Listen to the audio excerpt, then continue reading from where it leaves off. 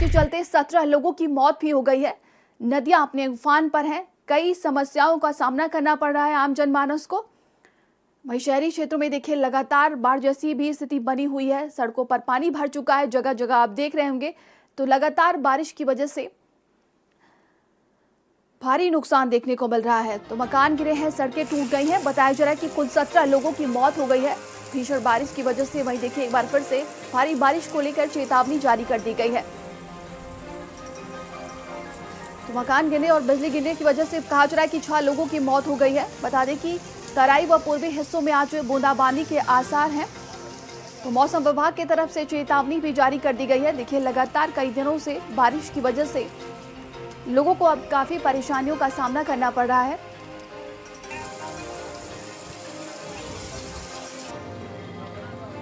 तो आम जनजीवन की बात की जाए, अस्त व्यस्त हो चुका है। देखिए सड़कों पर पानी भरा हुआ है और ग्रामीण इलाकों में नदियां उफान पर हैं। कई जगह बाढ़ जैसी स्थिति हो चुकी है।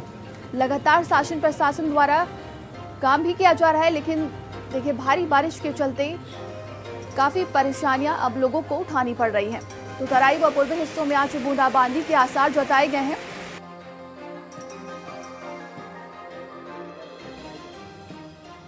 और ज्यादा जानकारी के साथ संवाददाता अनुज हमारे साथ जुड़ गए हैं। अनुज, क्या कुछ स्थिति देखने को मिल रही है इस वक्त? अगर बस्ती की बात की जाए, देखिए लगातार बारिश की वजह से कई समस्याएं उत्पन्न हो चुकी हैं।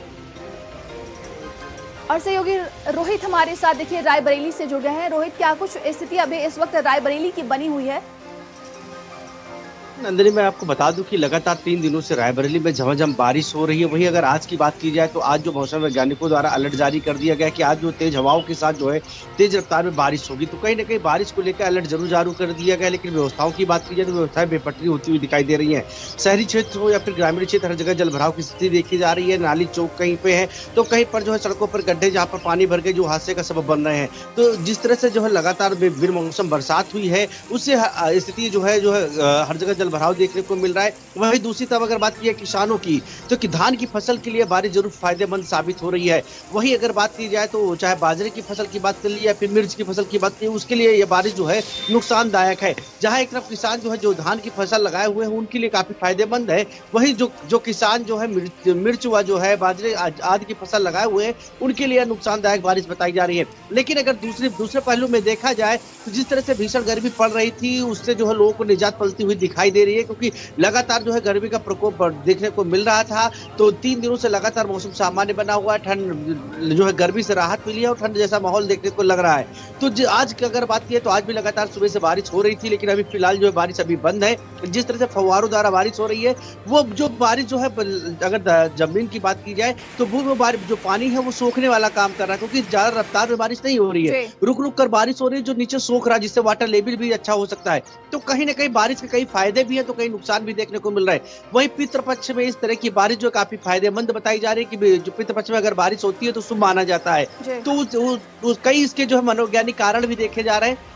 लेकिन ये फिर मौसम बरसात है, क्योंकि ये बारिश का मौसम नहीं है, लेकिन उसके बावजूद भी बरसात हो रही है। तो जिस हिसाब से बरसात हो रही है उससे जो है लोगों का जीवन अस्त व्यस्त जरूर देखने को मिल रहा है, क्योंकि जहां जिनको जरूरी कार्य के बाहर निकलना होता है बारिश हो जाती तो निकल नहीं पा रहे हैं। आवागमन में भी जो दिक्कतें आ रही है, जो वाहनों की रफ्तार है वो भी थमी हुई दिखाई दे रही है। तो बारिश से जनजीवन अस्त व्यस्त दिखाई दे रहा है रायबरेली में। जी बिल्कुल, हमारे साथ सहयोगी समाप जुड़े हुए हैं। समाप, देखिए कई दिनों से लगातार बारिश जो है लोगों का हाल बेहाल कर चुकी है, लेकिन अगर शासन प्रशासन की व्यवस्थाओं की बात की जाए तो हाल वही देखने को मिल रहा है। देखिए बारिश को लेकर अलर्ट जो है वो जारी किया गया है और नगर निगम समेत तमाम जितने भी विभाग हैं उनको ये बात बोली गई कि आप लोग अलर्ट मोड पे रहिए। और यही वजह है कि सब लोगों ने जो है वो अपने आप को अलर्ट मोड पे रखा है। हालांकि बारिश का आलम ये है कि पिछले 3 दिनों से लगातार बारिश दिन रात धीमे धीमे लखनऊ और आसपास के इलाकों में हो रही है। जो ग्रामीण क्षेत्र हैं उनके लिए कहीं ना कहीं ये बारिश फ़ायदेमंद है, लेकिन शहरी क्षेत्रों में ये देखने को मिल रहा है कि कहीं सड़क धंसी जा रही है तो कहीं जलभराव हो रहा है। उससे लोगों को काफ़ी आवागमन में और उनका जनजीवन प्रभावित हो रहा है। तो ऐसी सूरत में बारिश को लेकर जो है जो इंतज़ामात किए जाने थे वो इंतज़ामात नाकाफ़ी रहे। पिछले दिनों भी देखा गया था कि ज़रा सी बारिश में विधानसभा के अंदर तक पानी भर गया था और उसके बाद फिर काफ़ी फजीहत नगर निगम की हुई थी उस वक्त, और अभी भी यही हाल है। अलग अलग जगहों पर जलभराव की स्थिति बनती है अगर बारिश ज़रा भी तेज़ हो जाती है। अभी धीमी धीमी बारिश हो रही है तो इसके चलते जो है वो जलभराव की स्थिति अभी कहीं फ़िलहाल दिख नहीं रही है, लेकिन अगर बारिश ज़रा भी तेज़ होती है तो जलभराव होता है, लोगों के घरों में पानी घुसता है और लोगों को तमाम दिक्कतों का सामना करना पड़ता है। 3 दिन से ये बारिश जो है वो धीमे धीमे हो रही है। मौसम ने काफ़ी करवट ली है क्योंकि उमस से लोगों का जनजीवन बेहाल था और अब बारिश हुई है तो रात में ठंड बढ़ रही है और दिन में भी मौसम ठंडा रह रहा है।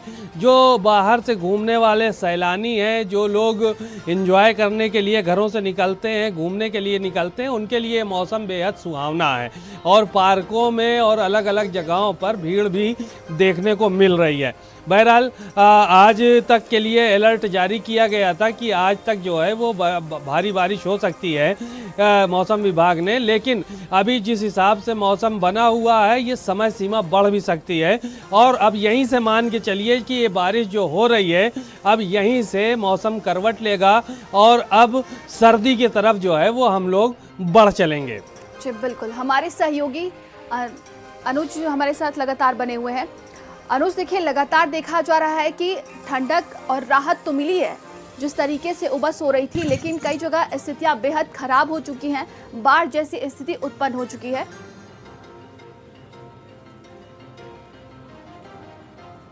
हो गई। यह कहा जा रहा है कि 1998 में शायद ऐसी बारिश हुई थी, लगातार 48 घंटे बस्ती में बारिश हुई, जिसके कारण नाले उफान पे आ गए और आवास विकास जो लोलैंड पे है उसमें घुटनों बराबर पानी लग गया। स्थिति ऐसी हुई कि सड़क के किनारे जो सड़कों का नए 4 लेन जो चौड़ीकरण का निर्माण हो रहा है उसमें कई गाड़ियां गिर गई।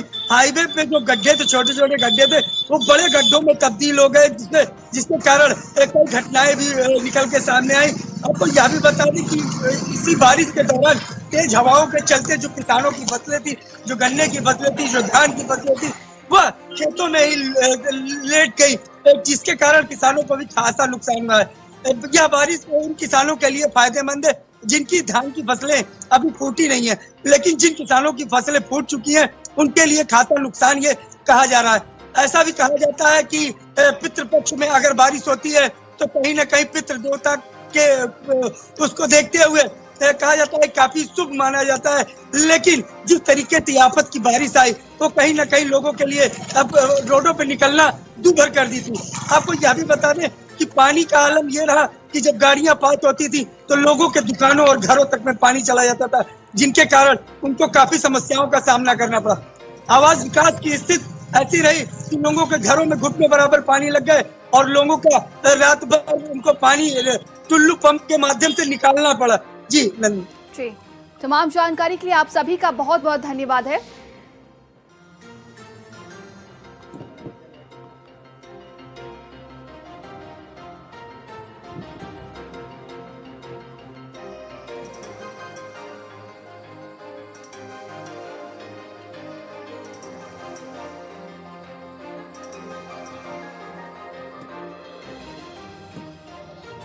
तो देखिए, भारी बारिश हो रही है, लगातार बारिश की वजह से लोगों की समस्याएं बढ़ चुकी हैं। अब जनजीवन अस्त व्यस्त हो चुका है।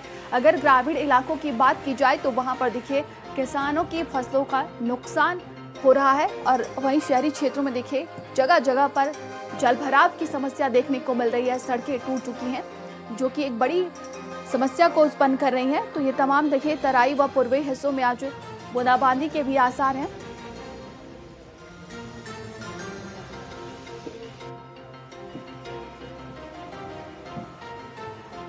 और